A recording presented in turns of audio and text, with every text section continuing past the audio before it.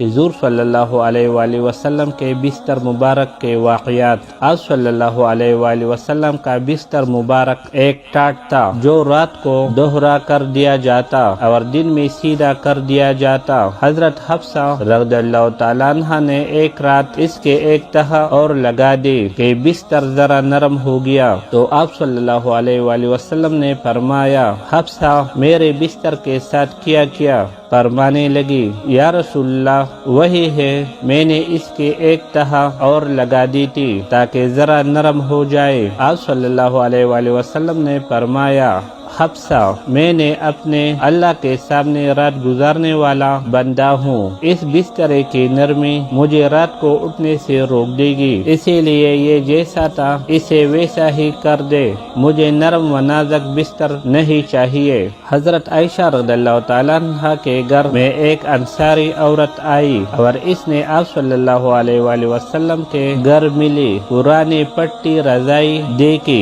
تو فوراً گھر گئی اور اپنے گھر سے ایک نئی رضائی بیچ دی۔ آپ صلی اللہ علیہ وآلہ وسلم تشریف لائے اور پوچھا کہ عائشہ رضی اللہ تعالیٰ عنہ یہ کیا ہے؟ فرمایا، یا رسول اللہ صلی اللہ علیہ وآلہ وسلم، پڑوسن انصاری عورت نے آپ کے لیے بھیجی ہے، نئی اول پھولدار رضائی تھی۔ آپ صلی اللہ علیہ وآلہ وسلم نے فرمایا، عائشہ اسے واپس کر دے، مجھے میری پرانی رضائی ہی ٹھیک ہے، میری پرانی گڑی ہی ٹھیک ہے۔ کہا ام المومنین رضی اللہ تعالیٰ عنہ نے نہیں، واپس نہیں کرنی۔ آپ نے فرمایا، اے عائشہ قسم ہے مجھے میری رب کی، مجھے اللہ تعالیٰ نے کہا کہ اگر تو کہے تو احد پہاڑ سونے کا بنا دوں، مگر میں نے تو خود ان چیزوں کو پسند نہیں کیا۔ اے عائشہ اسے واپس کر دے، یہ نئی رضائی اور محمد صلی اللہ علیہ وآلہ وسلم ایک گھر میں جمع نہیں ہو سکتی۔ جزاک اللہ۔